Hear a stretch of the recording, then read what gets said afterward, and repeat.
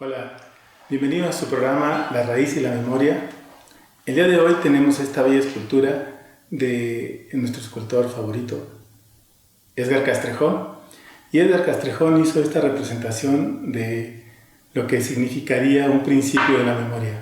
Claro, la memoria es algo más complejo, no es este señor ya en edad mayor, sino que tiene que ver también con otro principio, que es que una memoria tiene la presencia vigente y tiene la presencia de ese pasado. Entonces nosotros podríamos entender que la memoria también puede ser algo robusto, algo fuerte, algo que permite entonces darle un gran sentido a esta forma de la vida. Entonces la memoria para nosotros sería un principio de búsqueda. Vamos a buscar cómo entender esta reflexión de la memoria, tomando en consideración que tenemos un gran acervo de principios y hechos históricos en nuestro país. Hemos invitado para esta ocasión al doctor Mario Camarena. Él es antropólogo, historiador y antropólogo en el campo de lo social y ha hecho un gran trabajo con los movimientos sociales. Es nuestro invitado el día de hoy y le vamos a pedir que nos pueda compartir tu experiencia en los movimientos sociales, en la elaboración o formación de museos, en el principio de cómo explicar las formas de vida de una sociedad que para poder ser vigente necesitaría ir a su pasado para recuperar esa presencia de esa memoria. Mario, bienvenido. Gracias, Emma. Pues, ¿cómo empezamos? ¿Empezamos con el tema de la memoria así como tú lo entiendes? Sí. Si quieres, empecemos como yo lo entiendo. Y a propósito de la imagen que nos estás presentando, nos hablas de una imagen de un rostro de una persona que se puede ver cansada, ¿sí? ¿Sí? Nos hace referencia a todo una experiencia que tiene, una experiencia acumulada por varias generaciones, pero una experiencia acumulada que se va a tener que utilizar en el momento presente para poder vivir. Una experiencia que no podemos vivir si no hacemos referencia a todo lo que ha sido la memoria que trae nuestra sociedad. Entonces la memoria nos permite vivir. Pero también a partir de esta memoria y de este presente podemos construir expectativas de vida. ¿Sí? No se pueden construir expectativas de vida si no hay una memoria. ¿Sí? La memoria nos permite vivir, pero también construir esperanzas de este mundo. Y de ahí es la importancia de la memoria, lo que dice para los movimientos sociales, ¿no? No puede haber movimiento que no retome una experiencia, que no retome una memoria, ¿sí? Descubrimos que ahorita lo que vienen siendo los movimientos de autonomía indígena. No puede haber movimientos de autonómicos indígenas si no retoman lo que es todas sus raíces, todas sus tradiciones. Y esto que implica sus valores, sus costumbres, su lenguaje, sus formas de gobierno, sus formas de convivencias familiares, ¿sí? Y tienen que rescatar sus sentidos comunitarios. Y dentro de estos sentidos comunitarios y esta memoria, también se debe de rescatar una parte que es central, esa memoria radical, esa memoria del ser indígena, en los que tengan un orgullo para que puedan poder vivir. En ese sentido se retoma toda una memoria para luchar por una autonomía, una memoria que si bien tiene un sentido de ver hacia el pasado, pero están pensando también en un presente, en relación a una memoria que les permita construir unas nuevas formas de gobierno, de convivencia, conservando lo que viene siendo sus tradiciones. Cuando hablamos de memoria, de repente solamente hacemos referencia a la memoria de lo vivido en términos de las relaciones humanas. Pero también hay que descubrir que la memoria es también una memoria en relación con la naturaleza. Una relación con se podría decir, con lo sobrenatural, ¿sí? Entonces, cuando estamos en esto, sobre todo en la cuestión indígena, se descubre esa fuerte relación con lo que viene siendo las zonas boscosas, lo que viene siendo los espíritus. Y hay cosas bien interesantes, ¿sí? Se hacen movimientos en la defensa del bosque, pero la defensa del bosque significa la defensa de la vida, ¿no? Entonces la defensa de la vida es la luchar por conservar la relación, conservar el bosque, pero la relación con el bosque. Entonces estamos hablando de la memoria, no solamente nuestra vivencia, sino también de esa memoria que tiene que ver con lo que se vivió en términos de los sentidos, ¿no? Entonces hay una memoria que pasa también por lo visual, por la forma de oír, ¿sí? Por los sentidos. Entonces estamos hablando de que la memoria es algo más complejo, ¿sí? La relación con la naturaleza es que somos parte de ella, entonces también es parte de nuestra memoria. Entonces hablar de la memoria es hablar de todo esto, ¿no? De rescatar. Y de repente siempre nos ubicamos en una parte muy sencilla, lo que hemos hecho y cómo lo hemos hecho. Pero también lo que hemos hecho y lo que o no hemos hecho, ¿sí? Tiene que ver con ese mundo del que somos parte, ¿no? De esa relación con la naturaleza. Entonces esta parte es importante, es esta memoria. Pero también cuando queremos vivir y estos movimientos se dan, hacen una selección de lo que se va a tomar. Entonces hay una memoria, pero esa memoria se va seleccionando de acuerdo al momento en el que se está viviendo. No podemos recordar todo, pero recordamos lo que necesitamos para poder vivir de acuerdo al contexto en el que estamos viviendo, ¿no? Entonces la memoria es selectiva, ¿sí? La memoria se selecciona en función de lo que estamos viviendo. De ahí que entonces memoria y olvido van muy de la mano, ¿sí? La memoria nos sirve para poder vivir, ¿sí? Y que los movimientos se den, ¿sí? Y que luchen por sus propias raíces, ¿sí? En función del contexto que están dando, pero también tienen que olvidar ciertos elementos que no les permitirían luchar, ¿no? Por decir algo, en movimientos indígenas retoman todo lo que vienen siendo los sentidos comunitarios, la relación con la naturaleza. Se tiene que olvidar en el movimiento en parte esas relaciones clientelares. Se tiene que olvidar en parte esas relaciones individuales, aunque están presentes, pero para que pueda emerger el movimiento tiene que haber ciertos olvidos, ¿no? Olvidos que se van dando contextualmente. De ahí que hay la relación de memoria y olvido van muy fuertes. Pero ¿qué pasa cuando en las sociedades se empiezan a olvidar las raíces? Que ese es el reto, ¿sí? ¿Qué pasa cuando se nos olvida de dónde venimos? Podemos hablar de los movimientos sociales, pero también podemos descubrir que hay mucha gente que de repente no sabe ni de dónde vienen en términos familiares, no sabe ni quién es su papá. Es más, en una generación se han perdido, ¿no? Entonces, cuando hay una pérdida de la memoria, ¿sí? Lo que nos permite es, lo que estamos viviendo es gente que es muy conformista, se adapta a lo que está, no tiene una postura, digamos, yo diría radical, ¿sí? Entonces, tenemos que conservar la memoria de nuestra vida. Y las memorias van desde esta relación con la naturaleza, esta relación con lo que vienen siendo las familias y, bueno, nuestras propias experiencias. No nos vayamos lejos, muy poca gente conserva la memoria de 2 o 3 generaciones atrás de su propia familia. Actualmente lo que estamos viviendo, Sergio, desde mi punto de vista, es un gran olvido, ¿sí? Que nadie se preocupa por conservar. O este olvido también va acompañado de otro, de que ya no recordamos nosotros y dependemos de la cuestión tecnológica. Creemos que todo, teniéndolo en una computadora, cuando lo necesitemos lo vamos a sacarlo, ¿no? Pero lo que no descubrimos es que la memoria es la que nos permite vivir. Entonces, si bien hay que conservarla, pero hay que conservarla en términos de nuestro propio ser. Entonces, conservar la memoria es conservarnos nosotros, ¿no? Conservar la memoria es humanizarnos. Oye, Mario, en este punto hay algo muy importante que lo que has dicho, que tiene relación con esta idea de lo que seleccionamos en la memoria.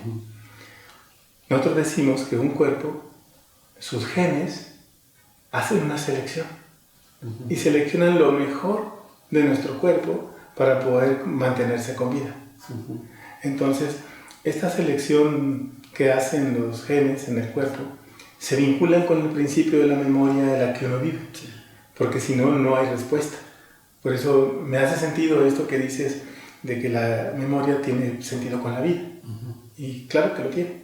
Entonces, en este punto, cuando decimos que nosotros somos lo mejor de la memoria de la historia del planeta, digamos, quién sabe si somos lo mejor porque lo hemos destruido, o lo estamos destruyendo, pero si en el sentido de que hemos alcanzado un nivel de perfección en las formas de organización de la vida de nuestra persona. Bueno, tan así que tiene un principio de alteración celular del cuerpo, de la memoria de estos genes. Pues eso facilita que muchas memorias corporales puedan generar algún cáncer o heredar un cáncer o mantener un principio de alteración de la vida. Eso se relaciona con los movimientos sociales. Sí. Nosotros decimos que tiene un vínculo muy estrecho con esos movimientos sociales de que alguien se conforme, o que alguien luche, o alguien proteste, o alguien se inconforme, ¿no? Porque hay gente que no va a tener ni siquiera la capacidad de indignarse, ni la capacidad de enamorarse, ni la capacidad de asombrarse. Y si no tiene nada de esos principios, pues su memoria no existe, ¿no? Claro. No hay una memoria en su vida que sea capaz de indignarlo para luchar, ¿no? Entonces, en el movimiento social, ¿cómo ves tú este principio de que si la memoria se tiene que exaltar, así, órale, vamos a abrir esa memoria del antecedente de donde estemos como personas, ¿no? En estas relaciones humanas de mamá, papá, o en estas relaciones de amigos, ¿no? Abrimos una memoria social, pero que se vincula con un principio individual. Con un principio social. Social. Sí. Y yo, fíjate, yo creo que sí, hay que buscar la memoria y partir de un supuesto, que somos parte de una naturaleza y que como tal convivimos. Se nos ha enseñado, y eso sobre todo dentro de las logias religiosas, que el hombre tiene que dominar la naturaleza. Y en ese sentido, al dominar, aparece el concepto de somos mejores porque dominamos. Pero a partir del supuesto de que el hombre es parte de la naturaleza y es algo diferente y no es mejor ni peor, ¿sí? Sino que somos parte y como tal se necesita de todos para la sobrevivencia de nosotros. Entonces, en ese sentido, no es mejor o peor, sino somos parte es una cosa diferente, ¿sí? Me preocupa mucho lo mejor porque de repente dicen, somos mejores y entonces tenemos derecho a acabar con todo y a dominarlo. El asunto no va en términos de eso, sino somos diferentes y al ser diferentes tenemos que aprender a respetar las diferencias, ¿sí? Y una de esas, hay una naturaleza que es parte de nosotros y que tenemos que convivir con ella. No dominarla, sino ser parte. Entonces, sería una parte interesante. Acabar con... Yo siempre me he opuesto mucho a esto de mejor, peor. Si no somos diferentes, es otra cosa, pero necesaria para la sobrevivencia y para vivir. Esa es una cuestión central, ¿sí? Entonces, esta articulación es lo que nos permite. Nosotros no podemos perder de vista que somos parte de esta relación, no en términos de que vamos a dominar, sino que somos parte y somos necesarios. Entonces, reconstruir. En ese sentido, hay que reconstruir esa memoria de igualdad, esa memoria de equilibrio, esa memoria de armonía, esa memoria social, donde el individuo es parte de la sociedad, no es mayor o peor, sino forma parte y todos son necesarios para la sobrevivencia. En ese sentido, los movimientos sociales se convierten bien interesantes desde mi punto de vista. No puede haber movimiento, y esto lo insisto, sin la memoria, que se convierte en central. Y los movimientos indígenas, no puede haber memoria, no puede haber movimiento indígena si no hay esa articulación con lo que viene siendo esa memoria con la naturaleza.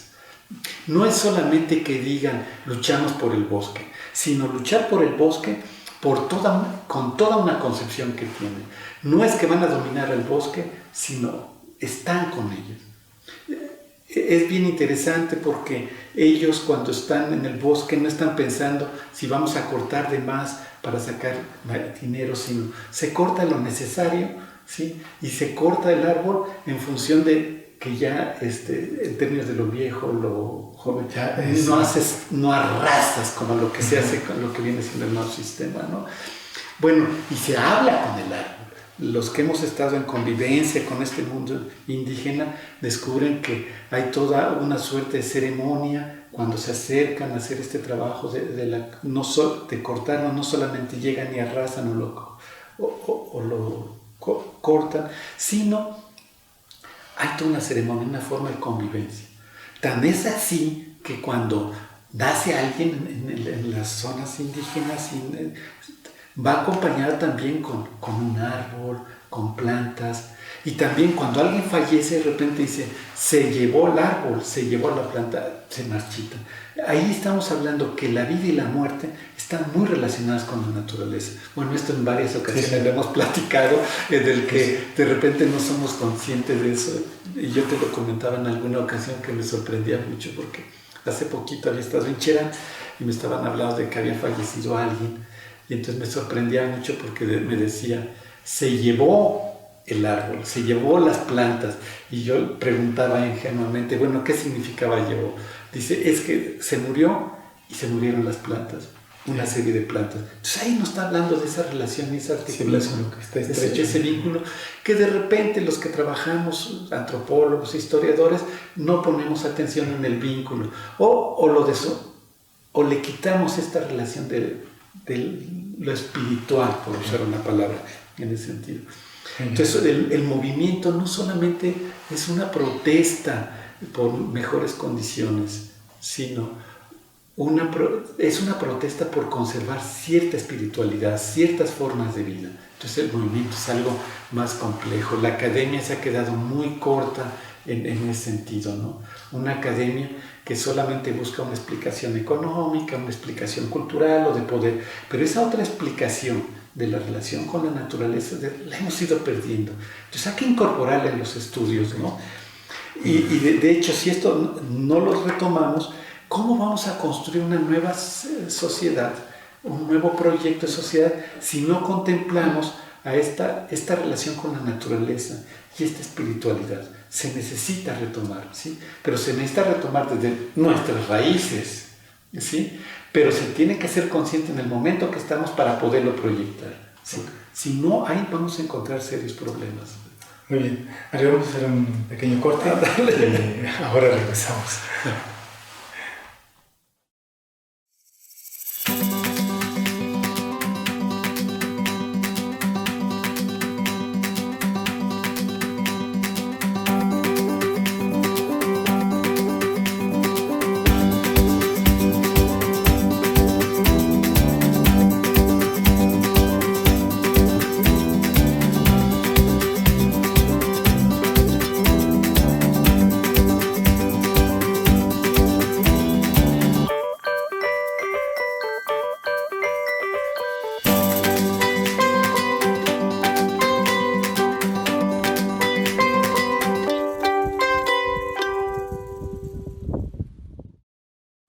Bien, ya estamos de regreso a su programa La Raíz y la Memoria.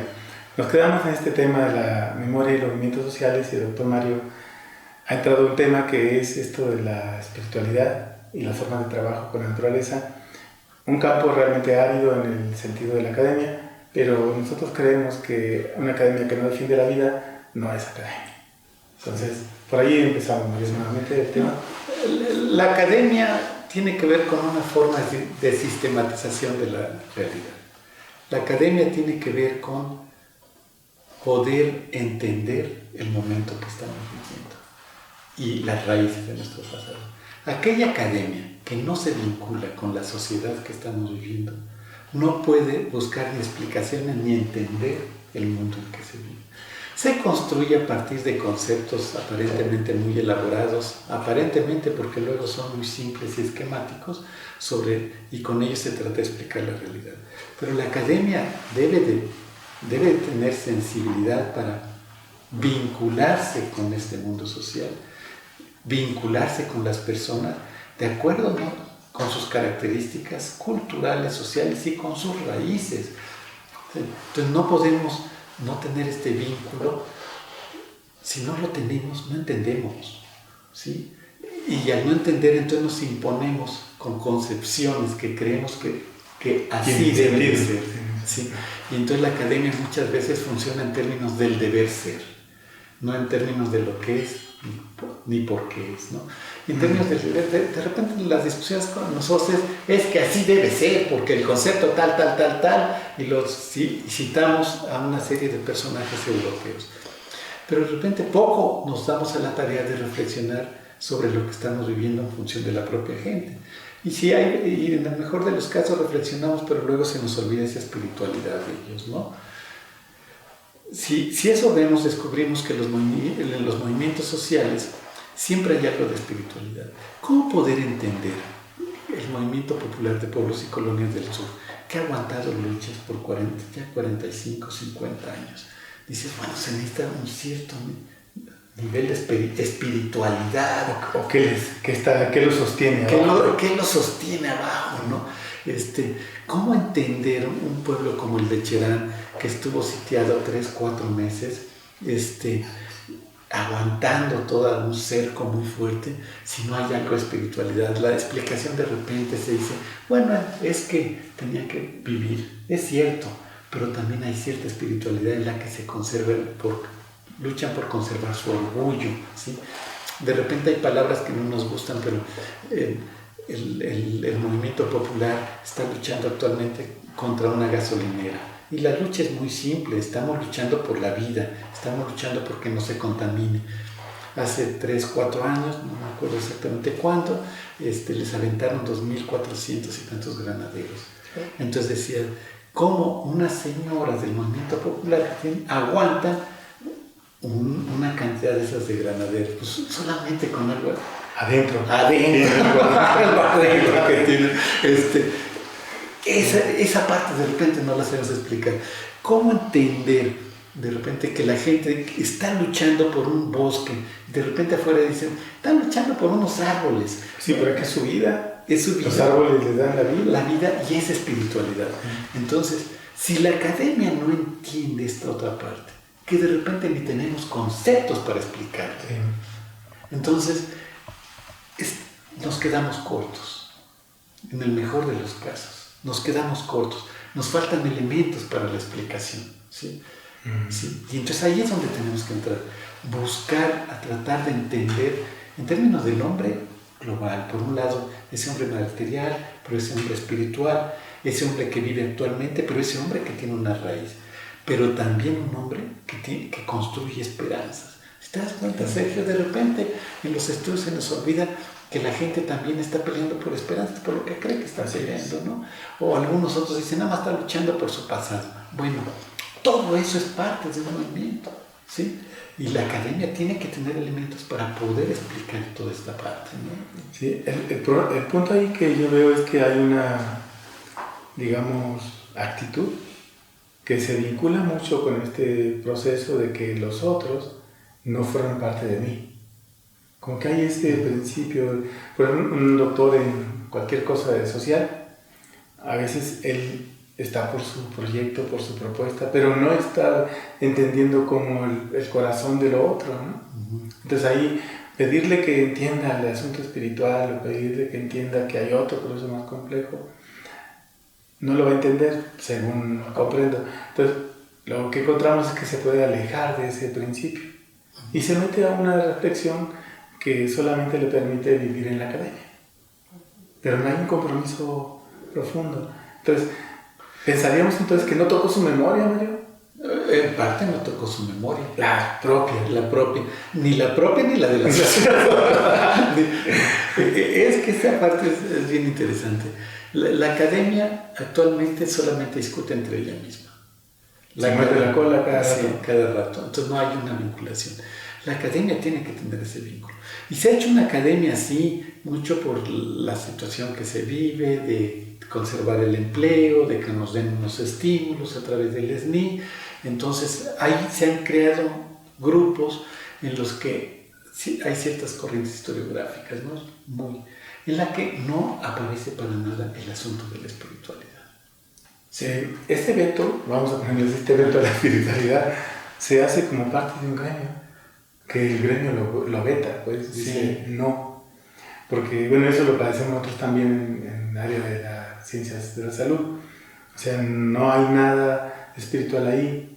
No, porque te dicen esa subjetividad, eso no cuenta, queremos datos duros. Entonces, si no pasa, ¿no? Entonces aquí el punto es, si esta memoria para nosotros, ahora que estamos en este diálogo de cómo es que alguien se tiene que adherir a esta memoria y a su raíz. Entonces, demos un salto, digamos, a ver, está bien, ellos son los académicos, pero hay gente ordinaria que no es academia. Pero esa gente tiene una memoria y la defiende. Pareciera ser que es la única esperanza que tiene. Me da esa impresión, porque se adhiere a ella y la defiende a capa y espada, porque no tiene otro nivel de donde asirse emocionalmente. O sea, no hay nada que los llene emocionalmente más de que ese pedazo de tierra, ese bosque, ese vínculo con la comunidad, ¿no? Se ha visto los pueblos estos de... Bueno, yo trabajé aquí en Chalma, aquí en Ecatepec, y pues era una idea de defender su espacio. Tú decías, es un espacio muy feo. No, pero es su espacio. Porque todo el mundo decía, ¿qué le pelean a eso? Si es un cerro. Si no hay ni agua, no hay puras piedras. Si no hay... Claro. Pero no, ese es el lugar que me dio identidad. Claro, ¿no? Y entonces la gente seguía manteniendo su tradición, su ritual, su fiesta, su convivencia, sus días festivos. Y uno decía, a ver, es que eso le da sentido a su memoria de convivencia y los une. Y le da una cohesión de grupo, ¿no? Sí. ¿Y eso es difícil verlo en la investigación social? Pues sí se ve, pero el asunto es cómo se interpreta.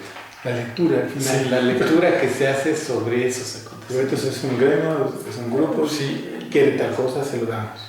Sí, yo fíjate, retomar esto que tú dices. Yo creo que actualmente lo que estamos viviendo es una pérdida de la memoria muy grande. ¿Sí? Es más, si bien vemos que hay mucha gente que está protestando en función de esa memoria que tiene, pero también hay mucha que ya no. No tienen nada. No tienen. Se hizo pragmática. Fíjate, también regresando a una zona indígena como Cherán, me decía un señor, yo cuando era chico, dice, todos llegábamos llenos de tierras, sudorosos, trabajábamos y nadie nos veía mal. Y ahora se les enseña a los jóvenes que deben de llegar bien bañados, que si andan enterrados están mal. Dice, desde estas cuestiones de cómo vistes, el sudor, que es visto ya como malo, pero es la relación con la naturaleza, que vas y trabajas. Ahora el que trabaja en el bosque y suda, huele feo, entonces está mal. El que llega sucio, se le ve mal, peyorativamente. En el fondo, esa relación y ese trabajo con la naturaleza se ve mal y huele mal. Y entonces se empieza a perder esto. Sí, es que hay nuevos valores de la belleza, de la salud. Sí. Y que eso cambia la memoria también. Sí. Y hay un rechazo a esta forma de la tradición. Claro. Pero del mismo grupo. Del mismo grupo. Y entonces empieza a haber un asunto de no querer recordar lo anterior. Porque lo feo, lo malo, lo que se creía o se cree feo, pero lo que se cree feo. Pero es que estamos en los nuevos valores. Claro. ¿Sí? Entonces hay que luchar por conservar esos valores comunitarios, esos valores de la relación, y implica también formas de vestir. Bueno, hasta los sentidos, ¿no? Así es. De repente es que huele feo y entonces ya el olor tiene un significado distinto al anterior. Y una calificación es feo. El que huele a sudor está mal. Entonces ya lo hacemos a un lado. No es diferente. No sabemos reconocer de repente eso, ¿no? Claro. Aquí hay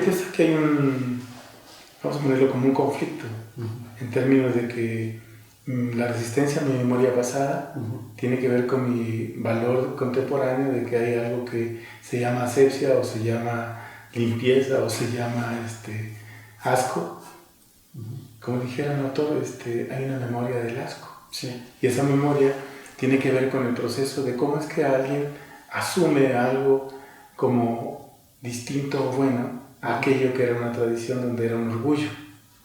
O sea, ser un trabajador del campo y venir del campo era algo de orgullo, ¿no? Porque estás haciendo por la vida, mantienes, haces, construyes. Y este valor ¿no nos llevaría, Mario, a una crisis más aguda en términos de perder más la raíz? Sí. Yo, fíjate, aquí incorporaría otro elemento, es que hay memorias. Entonces hay una memoria que nos vincula con la naturaleza, pero hay otra memoria que también se ha ido construyendo que rechazamos a la naturaleza. Entonces de repente nos encontramos con que hay diferentes memorias dentro de los grupos sociales y hay conflictos de memorias también. Entonces yo partiría de una idea de que en los grupos hay memorias, ¿sí? Y no hay una memoria. Y que hay memorias dentro de ellos que de repente pueden ser conflictivas y pueden ser contradictorios. Por eso puede ser que también se anden peleando. Sí. O se anden matando. Y uno desde afuera dice, bueno, pero ¿por qué son del mismo grupo? Sí. O por decirte algo, dices, en las comunidades indígenas hay una lucha por conservar los sentidos comunitarios, ¿sí? Pero también hay una lucha por dentro de este mundo comunitario también hay relaciones clientelares, hay relaciones de poder, y dentro de ellos de repente lucha lo que viene siendo esas luchas individuales de cacicazgos contra esos grupos comunitarios. También dentro de las comunidades hay gente muy pragmática que quiere sacar provecho de lo que es el bosque, y otros que están en la cuestión espiritual y se enfrentan. Hay una lucha de memorias también y de cómo implementarlas. Y esto, si hacemos una revisión entonces descubrimos, por decírtelo, en el mundo indígena, si hacemos la revisión de los últimos 100 años, no 100, sino los últimos 80, descubrimos que esos mundos indígenas vienen de una tradición muy fuerte con el partido oficial, con las relaciones clientelares, con el cacicazgo y con unas relaciones en términos de que se quería el mundo indígena para impulsar todo el desarrollo industrial, porque la modernidad era convertir a esos campesinos en jornaleros, ¿sí? Y en asalariados, ¿no? Que implicaba destruir ese mundo indígena contra otra forma que viene más atrás, que es más ancestral, que es ese mundo comunitario. En su interior se encuentran estas mismas comunidades. Entonces, para que emerja un movimiento indígena autonomista, tiene que irse a las raíces antes de estos movimientos, de esta situación, para rescatar los sentidos comunitarios y esa fuerte relación con la memoria más histórica, más profunda. Y se necesita también buscar esa memoria con la naturaleza, porque desde que aparece fuertemente el capitalismo y todo el desarrollo industrial, se va contra lo que viene siendo esta memoria y esta relación con la naturaleza. Y eso lo encontramos más atrás. Pero está en las personas. Lo que hay que ver es de que está. Ahí es cómo se trabaja y en qué momentos emerge y se convierte en un movimiento de oposición, ¿sí? Y que enfrenta y que se retoma, que se reestructura. Actualmente estamos viendo una serie de movimientos que retoman los sentidos comunitarios, que retoman la relación con la tierra, que retoman la parte espiritual, se recrean, ¿sí?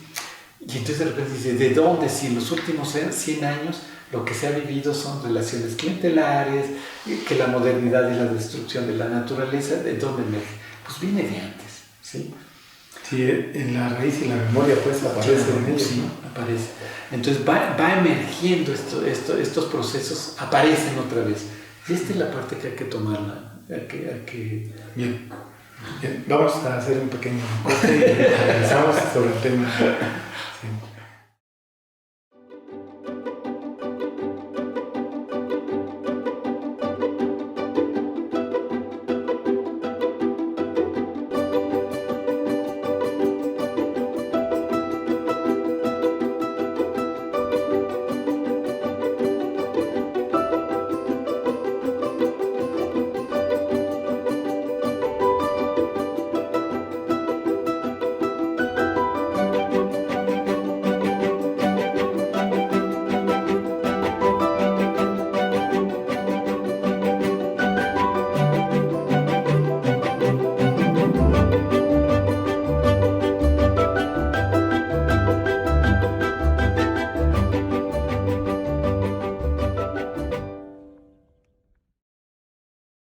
Bueno, estamos de regreso en su programa La Raíz y la Memoria y quedamos en este tema un poco candente que es el cuerpo y su memoria, y el doctor Mario ha abordado este tema de lo social, pero hay que bajarlo al proceso corporal, que también sabe un poco de esta cosa. Entonces, a ver, Mario, ¿cómo vemos este proceso de los movimientos sociales y cómo van afectando a este proceso corporal y va construyendo una memoria diferente? ¿Cómo lo lees en ese proceso?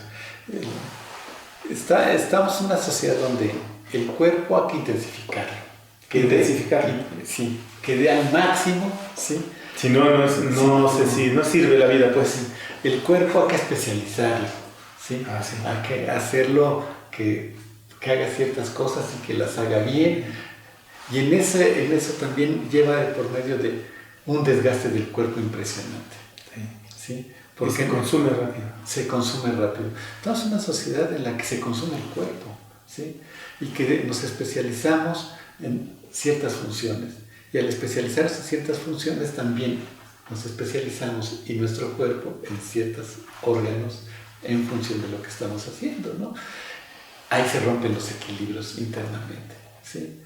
Por otro lado, son cuerpos que en términos de la intensidad está pensando que produzcan y que se consuma algo, que se consuma en términos de que se puedan, creemos que recobrar rápidamente las energías, ¿sí? Que lo cual de repente lo hacemos, ¿no? Que estamos tomando una serie de cosas para andar muy dinámicos, ¿sí? Bueno, el hecho de estimular el cuerpo con hormonas, con vitaminas, con proteínas, con carbohidratos. Y en ese sentido también la droga, ¿no? Bueno, esa es otra parte que la gente para que pueda aguantar. Bueno, se sabe que la gran mayoría de los trabajadores consumen una cantidad a veces excesiva y a veces razonable de cierta droga para poder aguantar jornadas de 12 horas. De 12 horas. Los japoneses, los alemanes hacen eso. No, bueno, también de repente conocemos en el medio académico que dicen, hay compañeros que solamente bien borrachos escriben, y escriben bien bonito, entonces de repente esquemas ahí. Claro. Pero esto trae un problema con el cuerpo. Hay desequilibrios, ¿no? De lo que... Sí, pero hay un punto que nosotros decimos que la memoria del cuerpo se vincula con la memoria social. Entonces la memoria social tiene una relación con la familia. Sí. Entonces en la familia hay un cuerpo que tiene una capacidad de elección.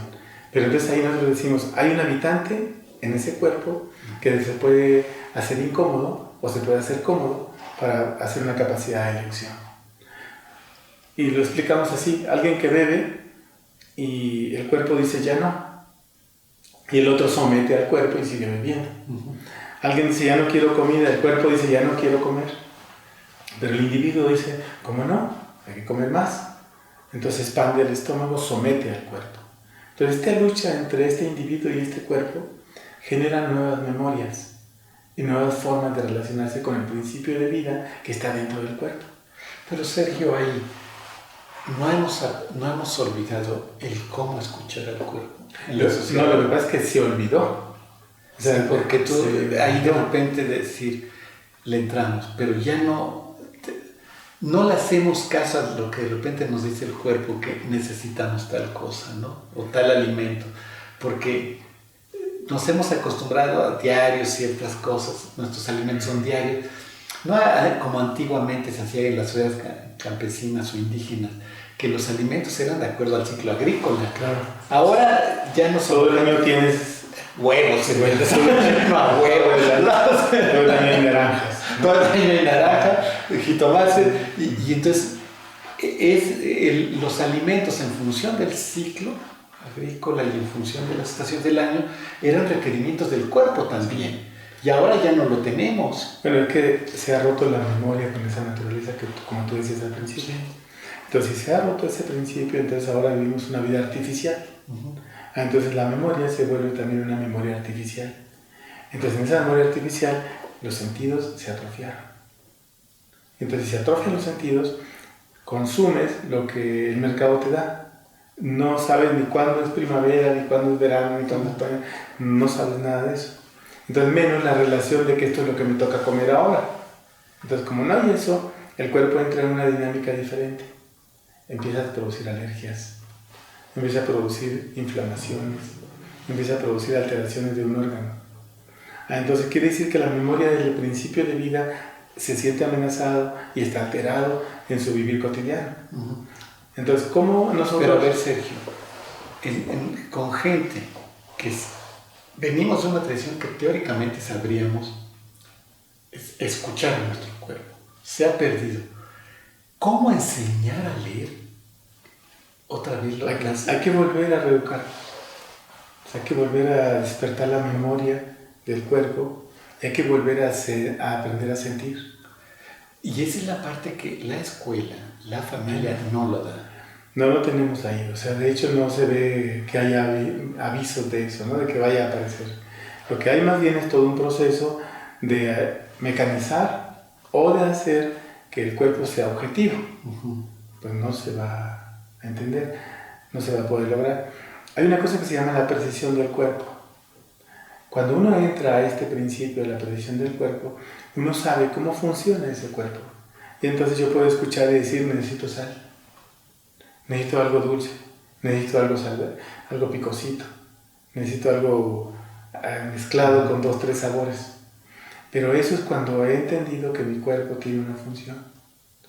La otra es de que hay un principio que es de aquí para arriba. Y nada más la razón es la que funciona. Entonces no va a haber espíritu, no va a haber sentimiento, no va a haber corazón. No va a haber capacidad de enamorarse, de indignarse, de asombrarse. No va a haber eso. Va a haber una mecanización. Entonces, cuando eso sucede, hay una alteración celular. Nosotros sostenemos que ahí es un germen de que el cuerpo se tiene que defender. Bueno, una mutación es una defensa del cuerpo. O sea, una iatrogenia es un efecto del medicamento, pero un efecto secundario de la forma de amenaza de vida es una alteración celular. Entonces, una evogénesis o una alteración de la célula va a permitir que el cuerpo se pueda defender. Pero la paradoja es que esa defensa mata al cuerpo. O sea, se convierte en una bola amorfa, una cosa amorfa, un crecimiento desmedido celularmente, y entonces no hay manera de detenerlo. Fíjate, Sergio, que ahí ahorita me vino a la cabeza un compañero de trabajo, que era Carlos Monsiváis, decía, hay que enseñar a encabronarse la gente. No, hay que enseñar que la gente responda a lo que está viviendo en términos de construir cosas diferentes. La alimentación, y en eso tenemos que enseñar a leer nuestro propio cuerpo. Y en una sociedad actual eso es muy radical. Sí, pues hay que ir en contra del establecimiento de una forma de comer y de dormir y de vivir y de hacer el amor, que te lleva a otra ruta donde dices, a ver, vamos a vivir el cuerpo, pero vamos a vivirlo escuchándolo y dándole lo que necesita. Vamos a hacer un pacto con ese cuerpo, lo voy a cuidar. Entonces aquí entramos a una cosa que es la gratitud. O sea, la gran mayoría de esas personas que están desvinculadas de eso no saben de gratitud. Porque la gratitud fue un papel importante de cómo te vinculas con la tierra, con la madre naturaleza, con tus padres, de decir gracias por la vida. Ese acto de decir gracias mamá, gracias papá, ese acto es muy importante en el cuerpo. Porque cuando uno lo hace, los nudos vienen aquí en todos lados. Y entonces uno dice, ¿qué me está pasando? Pues es que se está moviendo ese interior que se vincula con este principio del origen, de la raíz. Pero entonces ahora tengo que ir al cuerpo y decir también a él, oye, gracias, discúlpame, ¿no? Te he hecho cosas mal, te he maltratado, te he olvidado, te he dejado sin comer, discúlpame. Entonces aquí en este principio es cuando vuelves a hacer un clic con el cuerpo. Entonces puedes aprender a escuchar, puedes aprender a sentir algo como la intuición, como el mensaje, aquel que no tenías muy claro, pero de repente ¡pum!, brota, ¿no? Pero ese es un trabajo personal. Sí, no nos han enseñado a dar gracias, no. ni a nuestros padres, ¿no? Nos dan algo y creemos que nos lo ganamos. O es obligación. O es obligación, ¿no? Esta parte de dar gracias por las cosas, por la vida, por los pequeños detalles, no lo sabemos hacer. ¿Sí? Bueno, si de veras uno reconociera de repente a los padres y que nos dieron la vida, creo que desaparecerían la carrera de psicología. ¿De dónde? Tendría que ser así. Sí, porque no hay otra manera de tenerlo de forma de que diciendo, oye, ¿cuál es el problema? ¿Por qué no le hablas a tu papá? Claro. No, durante 20 años, 30 años, 15 años. Los males los encontramos ahí, pero es por algo que no sabemos cómo enfrentarlo, ¿no? Sí, un acto de gratitud es algo que te eleva a una memoria distinta. Y el cuerpo va a actuar diferente. Así es. Sí. Y si en ese acto también hubiera un acto de gratitud hacia la naturaleza, sería diferente. Exacto. Sí, de hecho, ese acto, cuando uno lo vincula con nosotros decimos, para agradecerle a la tierra tienes que plantar un árbol. Planta un árbol para decirle, pues gracias por estos papás. gracias por esta vida, ¿no? Gracias por este cuerpo, ahí te va. Pero Sergio, si no estarían de acuerdo todos los de las políticas oficiales de que van a sembrar 1.000.000 de árboles y decir, no es suficiente, ahí fíjate, no es suficiente sembrar un árbol, es cómo se siembra el árbol y cómo se relaciona con el árbol, es como ir un poco más. No, bueno, lo que pasa es que nosotros decimos, vas a sembrarlo y lo vas a cuidar, y vas a darle agua y vas a hablar con él, claro. Y vas a hacerlo crecer, ¿no? Y vas a ver que eso te va a servir cuando ya estés viejo.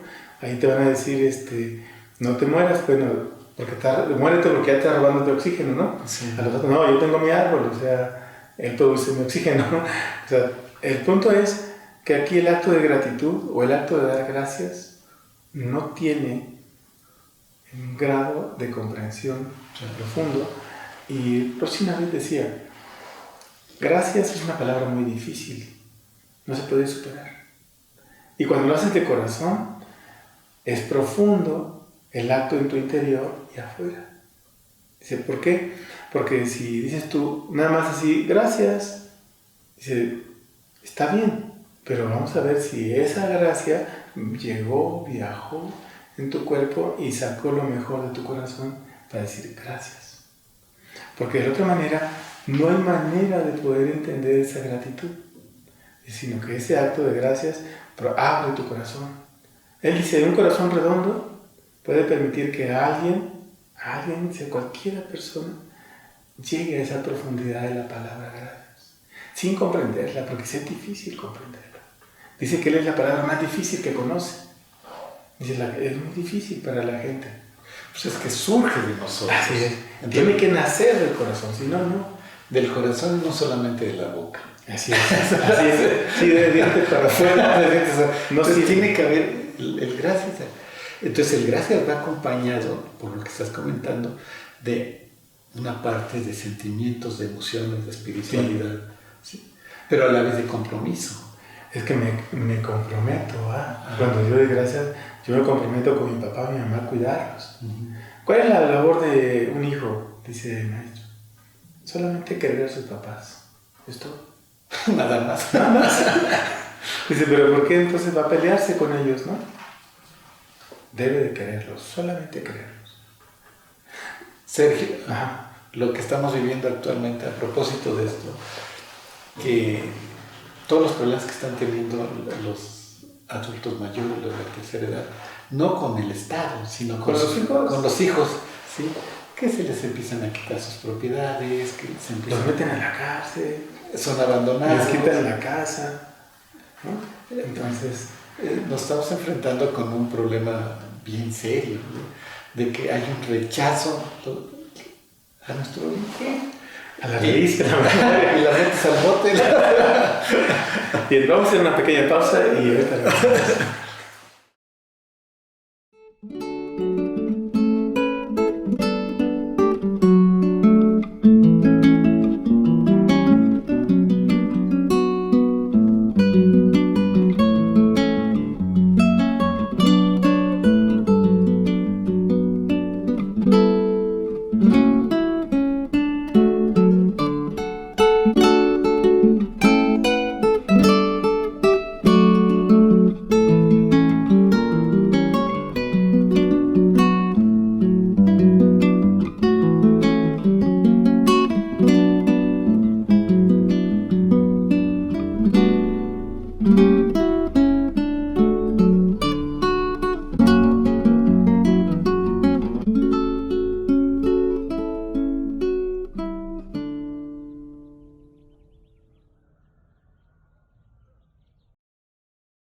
Bien, estamos de regreso otra vez a su programa La Raíz y la Memoria. Nos quedamos en un tema un poquito candente, creo que es como una papa caliente, y se la vamos a pasar a Mario para que nos hable de este punto del olvido y la memoria. Pero vamos a hacer énfasis en la memoria, en este proceso de la relación familia, el cuerpo, los jóvenes, ¿no? Nuestra actualidad, para poder darle un sentido a este punto de la memoria y el olvido.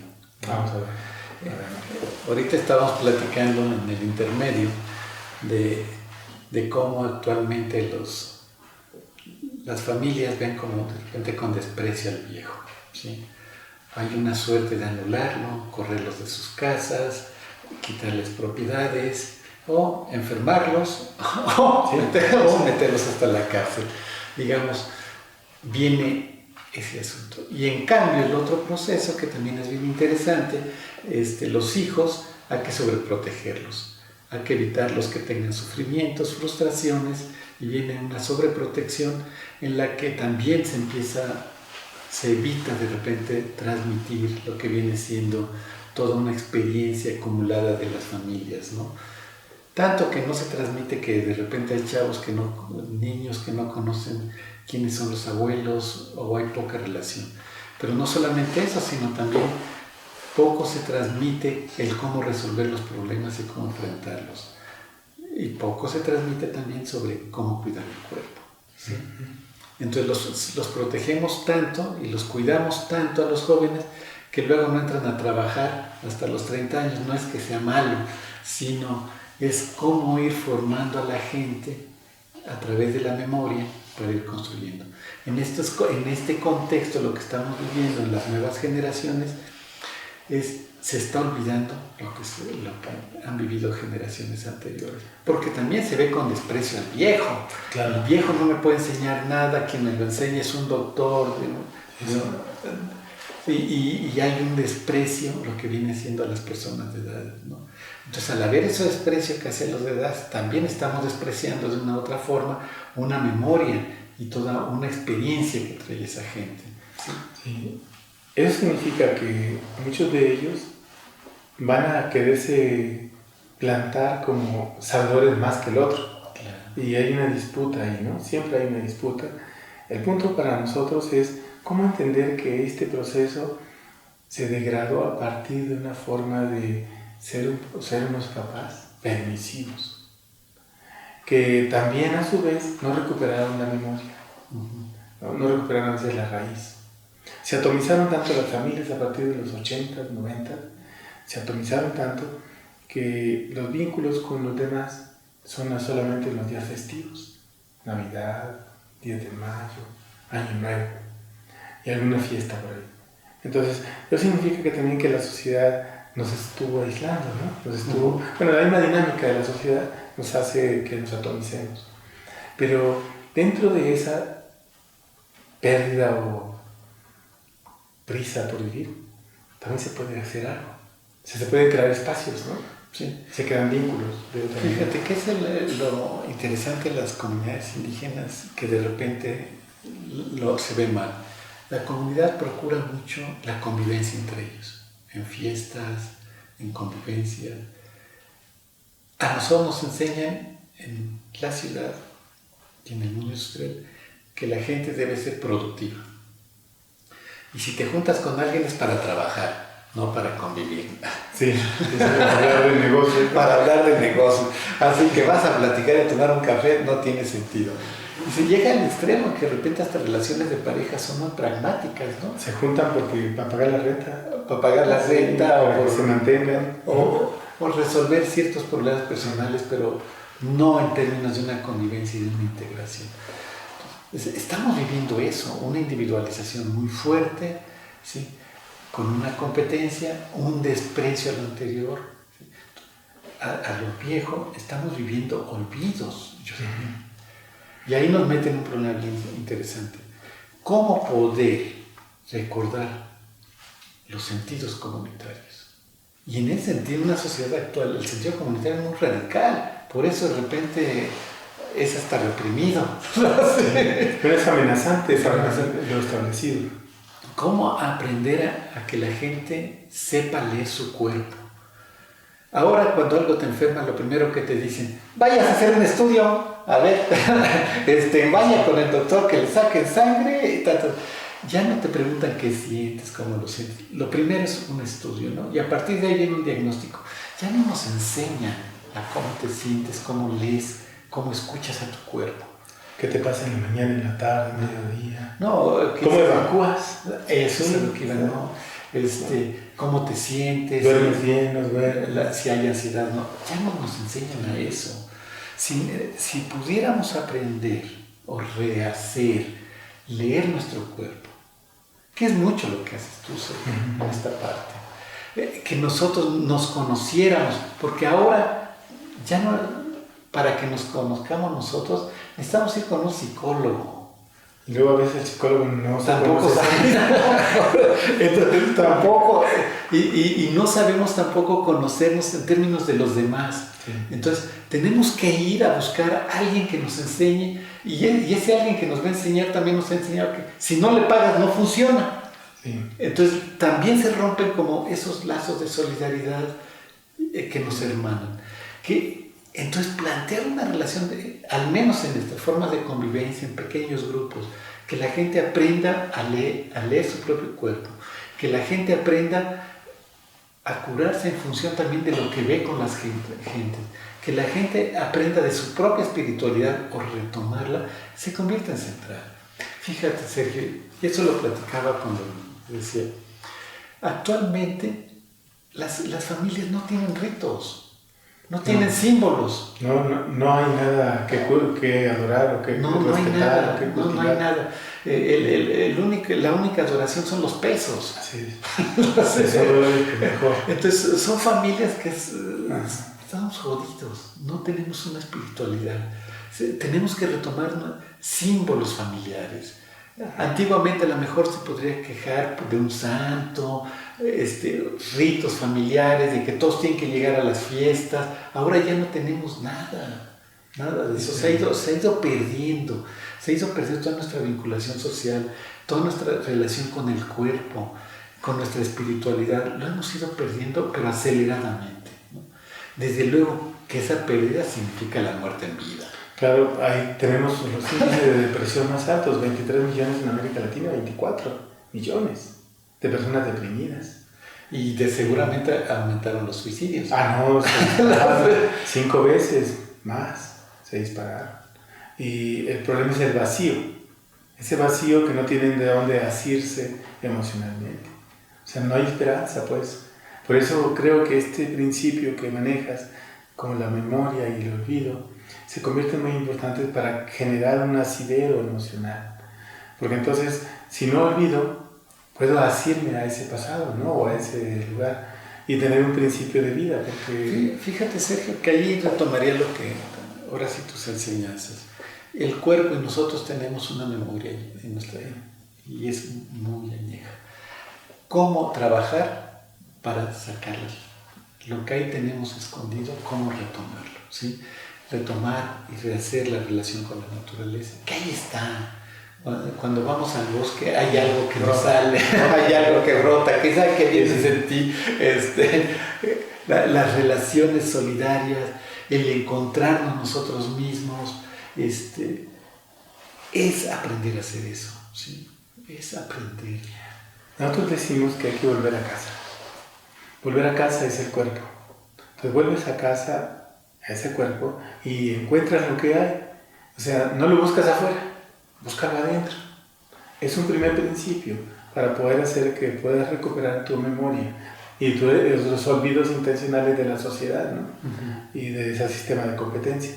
Pero recuperas esas formas de vida que tienes, porque están ahí, claro. Están ahí están. O sea, si hemos llegado a este cuerpo, nosotros hoy día, en este tiempo, es porque logramos sobrevivir casi 64,000 años. Es un cuerpo viejo el que tenemos. Debería tener mucha memoria, mucha sabiduría, claro, y mucha condición de poder ser mejor. Entonces, si nosotros no hacemos ese descubrimiento interno, no podemos hacer lo que crezca. Porque pareciera ser que si no hacemos eso, nos morimos entonces lentamente, más lentamente. Entonces, si la propuesta de nosotros apunta hacia volver a casa, pues bueno, recuperemos este principio de la memoria y pensemos en no tener olvidos.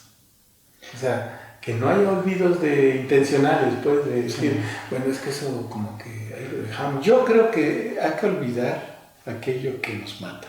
Sí, eso sí. Hay que olvidar qué es lo que actualmente está. Y hay que recordar aquello que nos permite vivir en la espiritualidad. Hay una cosa muy sencilla para eso, Mario. Nos levantamos en la mañana y decimos, hoy es un día bien. Ese es un principio de vida y me recuerda este principio de vivir.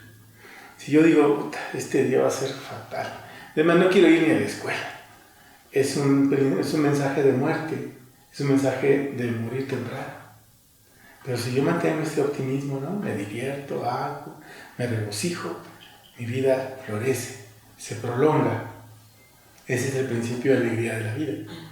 Entonces, tengo mi capacidad de indignarme, ¿no? De asombrarme, de enamorarme otra vez de la vida, y recupero estos olvidos, que pareciera ser que no debería yo de acordarme, pero no, me recupero de esta alegría de vivir. Yo fíjate, esto que dice me gusta mucho. Yo pondría que es vivir una vida en equilibrio y en armonía. Que esto no significa no conflictos, que esto no significa no enojarse. El equilibrio está en los dos niveles, ¿sí? Sí. Tanto en la alegría como en la tristeza está, ¿sí? En la calma, pero también de repente hay que ser agresivos. Hay que defenderse, pues. Defenderse. No, hay que defenderse. Hay que aprender a vivir en estos equilibrios. Yo diría que esta es la armonía. No irnos a los extremos. Entonces, recordar bajo estos principios de armonía, de equilibrio, pero también de no estar jorobando al prójimo. Sí, no echarle a perder la vida al otro. Sí, pero hay gente que se especializa en eso, ¿no? Sí. Y entonces vemos cómo sus vidas se deterioran.